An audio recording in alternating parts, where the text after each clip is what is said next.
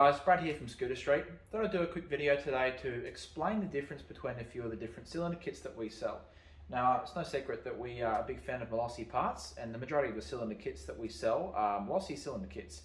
So today, to make it really super simple, I've got 3 cylinder kits here. All of these are for Piaggio Hyper 2 air-cooled 2-stroke engines. This is like the engine you'd find in a Piaggio Zip, Piaggio Typhoon, Aprilia SRMT, Aprilia Sport City 1, and many other bikes. So we've got the 926 kit, which is the standard cast iron block sport kit. We've got the 463, which is the MHR Replica kit. And we've also got a 398 kit, which is we call it the MHR Racing, whereas Malossi just call it the MHR. We chuck the racing on the end of it to make it so there's a very clear distinction between that kit and that MHR Replica.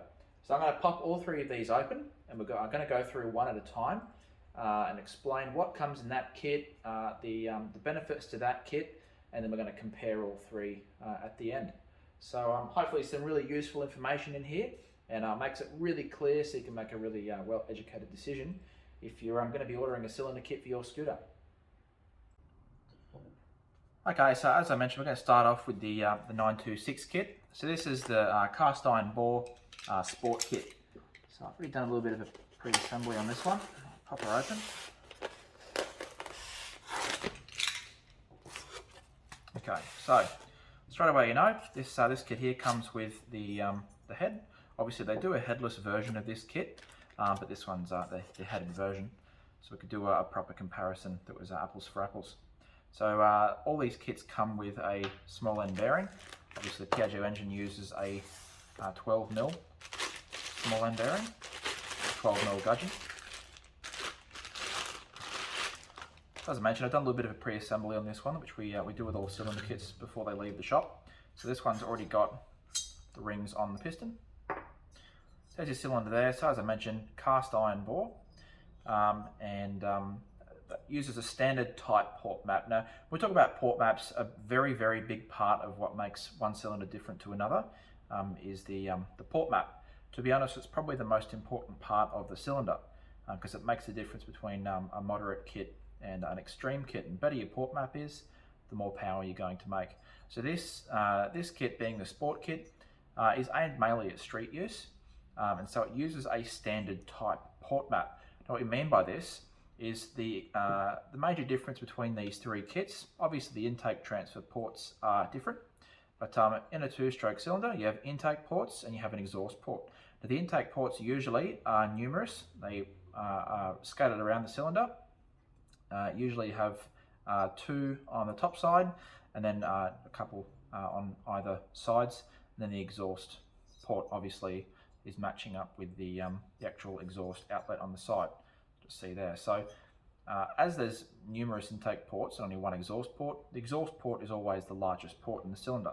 So when we talk about a standard port map versus a different type of port map, which we'll get to in a minute, standard port map on this cylinder is very closely resembles the port map in the factory cylinder. So this is a single oval shaped exhaust port with the same sort of configuration of intake ports. Now, obviously, as this cylinder is 50% larger almost than the factory cylinder, the ports themselves are larger, and obviously the piston is significantly larger as well. So that's the majority. That's where your power is coming from when you install a cylinder kit like this. It's from the displacement, as well as with more displacement, a larger piston is able to physically suck more fuel and air for a larger bang and more power and more torque. So this kit's really great for sort of low-end builds where someone's just looking for a bit more power than the factory cylinder, and a bit more than just installing a performance exhaust. So you can install this kit without a performance exhaust, and it will make a big difference, particularly with the torque. If you're really looking for power, you're looking to sort of get 80 k's an hour and faster, you need to pair this kit with a decent exhaust. This kit will work really well with anything from a Malossi Wild Line exhaust, which very closely resembles the factory exhaust, but obviously a lot less restricted. And it'll work well, with anything up to sort of a high-end street exhaust. like the Yasuni Z. It'll even work okay with the Yasuni R.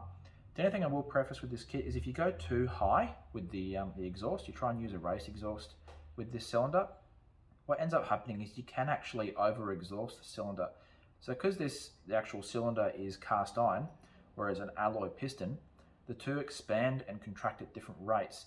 Now, thermal expansion, as something gets hotter, it expands, and different metals have different thermal expansion properties. So alloy, for instance, expands at a faster rate than cast iron. You think, okay, well, why wouldn't they just make the two out of the same material? Alloy is a lot more expensive than cast iron.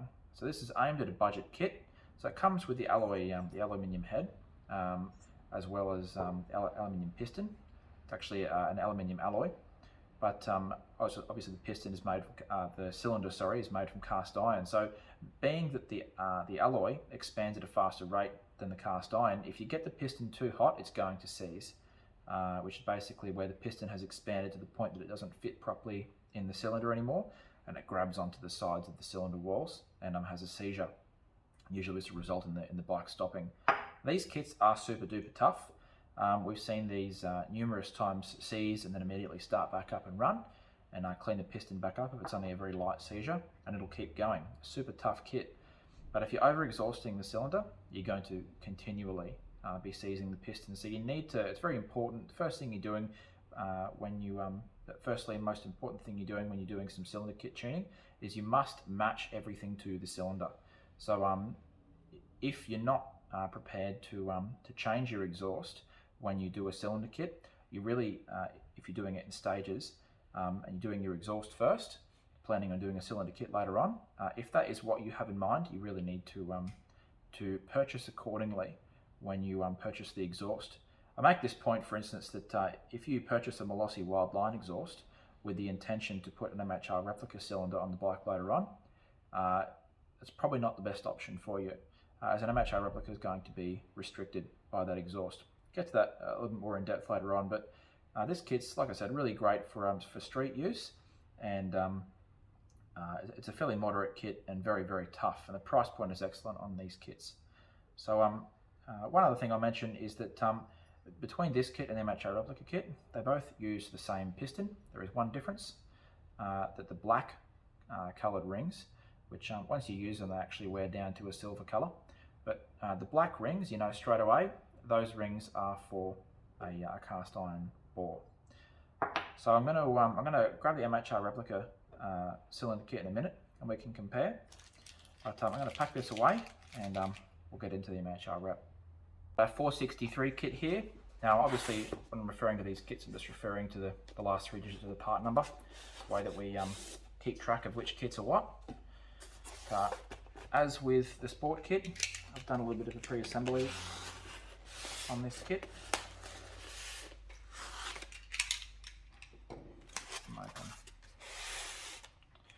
So, exactly the same head as the Sport kit.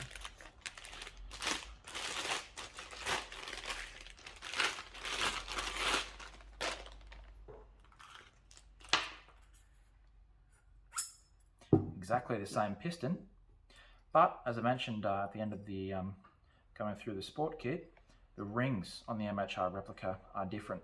And the reason the rings are different is because the MHR Replica has a nickel bore. Now, as I mentioned earlier with the Sport kit, on both kits the head is alloy, on both kits it's the same piston, which is alloy. Now, one of the really big differences between the Sport kit and the MHR Rep is the MHR Rep uses an alloy cylinder as well.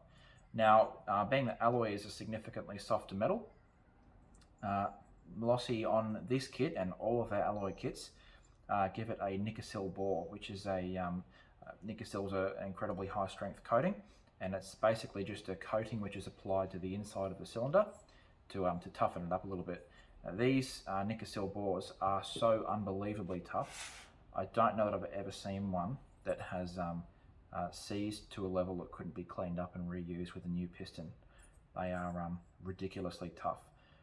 I would say you'd probably have to have some sort of unbelievable failure, like a piece of metallic debris that goes into the cylinder and gets jammed, or a slipped circlip or something like that to damage this cylinder beyond the point that it should be used. Very, very tough. One thing, sort of went into on the Sport kit is the port map and how that makes a really big difference. So the other big difference, other than the actual material the cylinder is made from on the MHR Rep, is it's a 9-port cylinder. Now it's a little bit difficult to see on video, but if I could display the port map out on this cylinder, you would see that as opposed to the Sport kit, which has a single oval-shaped exhaust port, the MHR Replica kit has 2 additional ports on either side of that exhaust port, which means obviously it can exhaust gas more quickly, and the more exhaust gas that you can exhaust, the more that you can also take in. So the intake ports are also significantly enlarged. Now on this kit, a lot of higher end kits, and we'll go into bridge ports and that sort of thing later on, but a lot of higher end kits make their power from being able to rev incredibly high. Now the MHR Replica is a little bit of a unicorn in terms of where it sits with 2-stroke cylinder kits, and that it's not a high revving kit, but it does produce significantly more power than a standard type port map kit. That 9-port port map is really quite clever.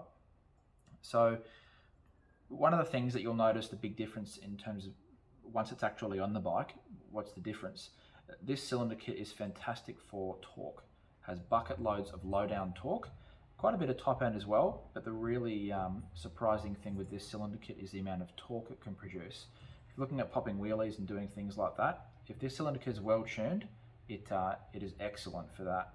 As I mentioned, exactly the same piston, just different rings, and all the additional parts associated with the cylinder kit that comes with all the Malossi cylinder kits are the same gudgeon and circlips, and obviously we'll find, if I prod around in here a little bit, I'll find a small end bearing, gaskets, and they also come with the Malossi carbon reeds as well, which are definitely worth installing. This particular kit is my personal favourite kit for street use. Unless you're doing racing, this thing is going to give you enough power for the streets. In terms of pairing it with an exhaust, you can, like I mentioned earlier with the Sport kit, you can use this kit with a lower end exhaust, but you're going to be restricting it. So if you're planning on installing one of these kits and you're building your bike in stages, as many people do, you need to keep that in mind when you purchase your exhaust. So if you use this particular kit with a lower end exhaust, you're going to restrict its power heavily. Now we built a Piaggio Zip recently with one of these kits with a Malossi Wild Line, and had bucket loads of torque off the mark, popping wheelies. It was really fun, but as you started to get to about 50 k's an hour, the power started to wane because the cylinder can't physically push the amount of gas that it wants to out of the exhaust. It's restricted. So essentially not a whole lot different to having a restricted exhaust on a factory bike. Obviously a lot more power, but you're restricting its capabilities.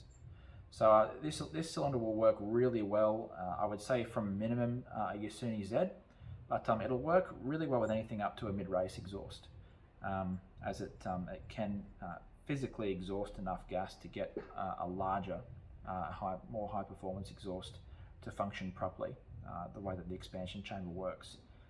So like I said, these are probably our favourite kit for street use, because once you go above this level of kit, you're needing to make some pretty significant changes to the rest of the bike.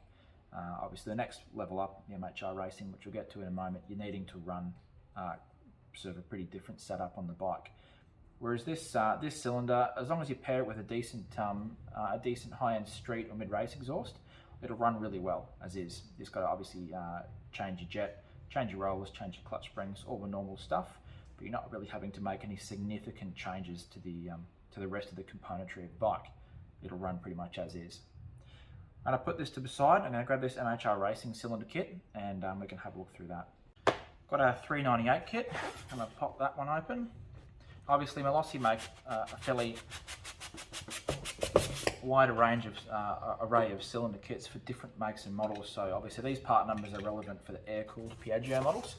So if you have something like a Minarelli or even a water-cooled Piaggio, the part numbers are going to be different. However, each of these cylinder kits they do make for multiple models. So pretty much the information is going to be much of a muchness for those different types. So again, exactly the same head used between all three kits. Cylinder here, this is where things start to change quite significantly. So, there we go. Big difference, single ring piston. Now the ring on this single ring piston is also quite a bit thinner than the rings that are used on the twin ring piston. The reason for this is less drag, which obviously the more that the piston is dragging, obviously you want compression, but the trade-off to that is quite a bit of drag. So these rings are made really quite thin, and they're a little bit stiffer as well. But you can physically feel a little bit stiffer, providing a little bit more compression against the sides of the cylinder. But slightly different material as well. I believe for the MHR pistons they use a slightly higher silicon alloy when they're casting these pistons. So the idea, one of the ideas with matching the alloy and matching the alloy piston and the alloy of the cylinder is you get similar thermal properties, which means they expand at similar rates. It makes it very, very difficult to seize it, which is obviously a very, very beneficial thing when you're running a high-end cylinder kit. Now, obviously the cylinder on this to the naked eye looks very similar to the MHR Replica, but you'll be able to see this massive bridge across here. That's where the name bridge port comes from. So this is essentially where the exhaust port is so large that if it were not for the bridge, little indicator arrow there, which always points to the exhaust, if it were not for the bridge, the ring would be able to slip into the gap. So you sort of see it there. The ring needs to be compressed in from all sides to stay in place. If there were a massive opening, then the ring would be able to slip out of place, and as it came up to the top of the port, the ring would have come out of the piston enough that it would smash into the top of the port and you'd have a massive issue. So the way that manufacturers get around this is by running a bridge, which is this piece here. It just keeps the ring in place. It means that you can run a very, very large exhaust port. So the actual, it is one port, but if you consider them as two ports on either side of the bridge, either one of those ports is probably, if you were to compare it to the Sport kit, it's probably almost 3/4 of the size of the entire port on the Sport kit, each of them. So there's really quite a significant difference between them. And as I mentioned with the MHR Replica, the more gas that you can exhaust means you can physically take in more gas as well. So the intake ports are really quite enlarged compared to the Sport kit. Now, as I mentioned when I was talking about the MHR Replica kit, this is where some significant changes happen when you have a higher end cylinder kit with a bridge port, because this cylinder makes its power from a significant amount of revs. Now, prior to this cylinder kit, the factory CDI, which has a rev limit, which kicks in around 11,000 RPM, prior to this level of cylinder kit, you are never ever going to hit on a Piaggio or an Aprilia Hyper 2 engine that factory rev limit, because neither the Sport kit or the MHR Replica is physically capable of being able to reach that many revs. This is where that starts to change. With the Bridgeport kit, this kit is capable of well and truly hitting that rev limiter, and it will not run properly unless you change the factory CDI. This is where the Malossi TC unit comes in, and this is where some of the more significant changes with this kit start to take place. If you run this kit, you must run a TC unit, because if you don't, the bike's going to have a terrible, terrible splutter pretty much any time that you're on full throttle, because this kit wants to rev its absolute brains out, and it needs to be able to do that. The TC unit completely removes the factory restriction.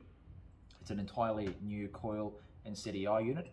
Obviously on the Piaggio engine it's a little bit unique in that the coil and the CDI prior to the Euro 4 models, forget that, but prior to the Euro 4, the standard factory Piaggio CDI is a CDI and coil all built into one unit, which is really quite clever from a factory point of view. Now when it comes to the Malossi have split the two back up and comes with a separate coil and an actual CDI unit. So this is, when you're running this kit, you must change this and install a TC unit.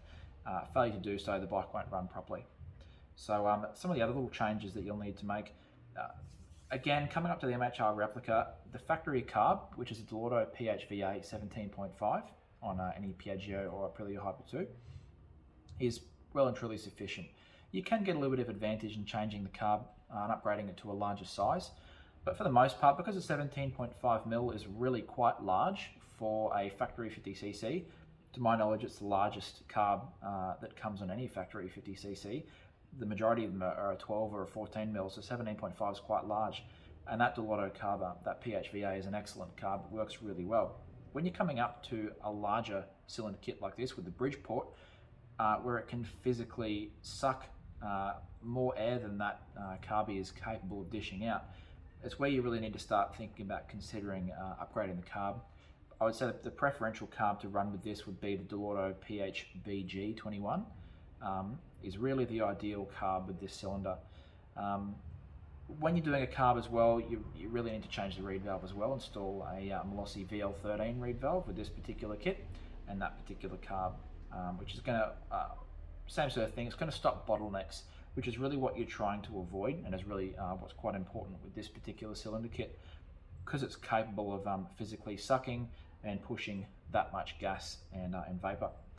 Now, on that note, coming around to the other side of things, from the intake to the exhaust, when you install this cylinder kit, similar to what I said with the MHR Replica, this kit, unlike the MHR Replica, which will run with lower end exhaust, this kit will not run with lower end exhaust. It must be run with a high-end mid-race or a full race exhaust, for the exact same reasons that I mentioned earlier with other parts of the TC unit, in that this is where things start to change and you're really shifting over from street parts into full-fledged racing parts. This is a baby race cylinder, essentially, and it needs to be treated as such with the rest of the parts on the bike. So the main difference between sort of a low-end to a mid-range to a high-end exhaust, a couple of key differences. High-end exhaust is going to have a significantly larger header. It's going to have a significantly fatter expansion chamber, and the actual overall length of the expansion chamber is going to be longer. Now, if you were to compare a Yasuni Z, say, to a Yasuni C16, skipping the R, you'll notice that the C16 has a longer chamber. It's significantly fatter at the largest point of the chamber. The header pipe is significantly larger, and where the expansion actually starts plays a key factor as well. So on a Yasuni Z, it doesn't really start to aggressively expand until, you know, a fair way around the corner as it comes around to sort of past the cooling fan. On a C16, which is obviously something that would be probably a very highly recommended exhaust with this particular cylinder kit, the expansion pretty much starts from the very start of the header, where it belts into the exhaust. There's a couple of reasons for this, and this video doesn't have enough time to fully explain how expansion chambers work, but it needs the length of the entire expansion chamber to be able to get this cylinder to come on the pipe where the expansion effect starts to take place at an RPM that matches this cylinder. So this cylinder really wants to make power around 10 to 11,000 RPM, and that's where a higher end exhaust like the C16 is going to really provide its best expansion effect. So really needs to, when you make the step up from a street scooter, a street setup, to a race setup, it needs to be quite deliberate, in that you really, it does change quite a number of things. You can't just whack an MHR cylinder on a bike and expect it to run well. It won't, and you need to match everything else because you're making a big step up. So on that note, I'm going to grab the other two cylinders, set them side by side, and we can sort of apples for apples compare them a little bit easier. Okay, so I'll sort of summarize it all up here. I'm probably going to rehash some information, but sometimes it's a little bit easier to go through sort of the major key points. Comparing apples for apples, it's all here, so you're not trying to remember something from 10 minutes ago. So really the correct way to group these cylinders is with the Sport and the MHR Replica in the same group, and then the MHR Racing, which is sort of at a different level. So between these two, comparing them, the main difference between these two is the torque, and that the MHR Replica is very, very difficult to seize, being that the piston and the cylinder are made from the same material. That being said, with the Sport Kit, a little light nip up. As I mentioned earlier, they're really quite a tough cylinder. So if you do have a little baby seizure, maybe you've gone a little bit lean on the jet, been a little bit too gung ho when you've pushed it to the limit. That's not the biggest deal in the world. Sort of on that note, as I mentioned, these two kits use exactly the same pistons. The cylinders are the same thickness and virtually the same dimensions. They use the same head. The major difference is obviously the material they're both made from and the port map, which is going to give you quite a big torque boost with the MHR Replica. They also use exactly the same gasket kit. So with the pistons, although they are the actual same piston, as I mentioned, the rings are different. So if you do have an MHR Replica, it's very important that you order the piston kit, which comes with the rings, with Malossi parts, the piston kit for the MHR Replica, because it is important that you run the special rings to protect that Nickel bore. And obviously the same is true with the Sport Kit. Now we're coming over to the MHR Racing. One thing I failed to mention, I sort of saved it for this because you can clearly see there's a big difference between the gasket kits. Now the MHR Racing Kit, similar to all other MHR Racing cylinder kits, comes with a whole bunch of different varying thickness base gaskets. This is a gold one in there, which is the ultra thin one. So each of these base gaskets, about 4 or 5 in there, is a different thickness.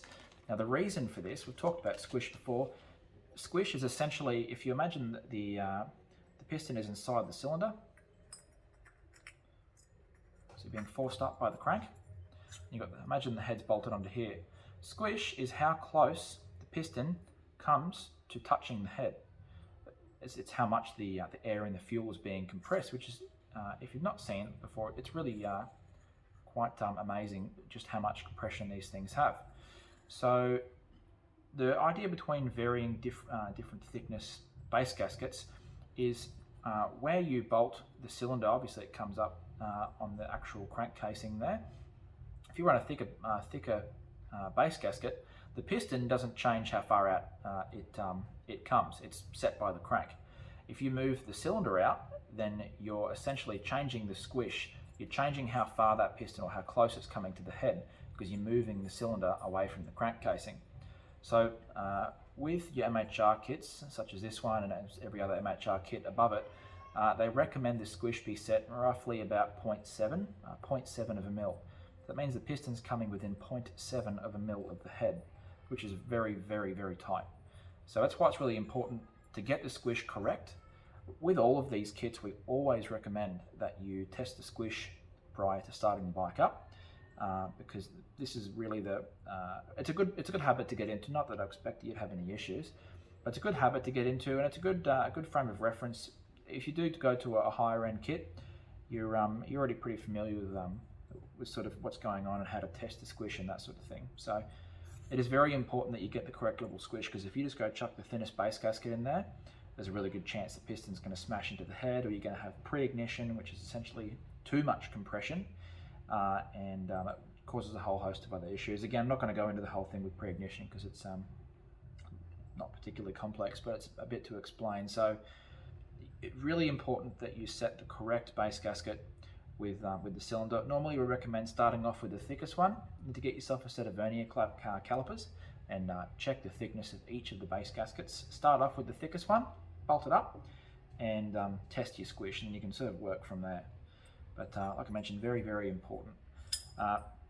On that note, when you're installing a cylinder kit, obviously I've said it's 0.7, but don't just take my word for it. Read the instructions, particularly with a higher end kit. A lot of the time, the higher you go, the more specific the instructions are. You can very quickly destroy a $600 or $700 cylinder kit just because you didn't read the instructions. You can be really pissed off with yourself if you do that. So definitely read the instructions. Set a very good piece of advice for any cylinder kit or any part that you're installing. Definitely read the instructions. Study them, go over them before you fit it up. That way you sort of know what you're getting into. So I'm hoping that gives you a pretty good guide of these 3 kits. You can't really go wrong in terms of as long as you get the rest of the setup of the bike matched. All of these kits are going to provide significantly more power than the factory cylinder, obviously. But the most important thing, we say this when we put kits together for people, the heart of your engine is the cylinder. That is the core, that is where everything starts. If you're planning on doing a big tuning job, you choose your cylinder first and then you match the rest of the bike to the cylinder. That is always the correct way to do it. When you're coming to a really high-end kit, obviously Malossi make higher-end kits than this one here, particularly for the water-cooled bikes. It's exactly the same formula. You start with the cylinder kit that you want to run. Many of the higher-end cylinder kits, especially the large capacity kits, like 94cc kits, obviously don't have one here, but you're still starting with the cylinder kit because that cylinder kit requires a particular type of crank. So you're always starting with that central element, which is the cylinder, and you work outwards from there is the correct way to do it. So I hope that gives you a really good guide between these three kits, and hopefully you have some fun fitting up and installing whichever kit you decide to go for.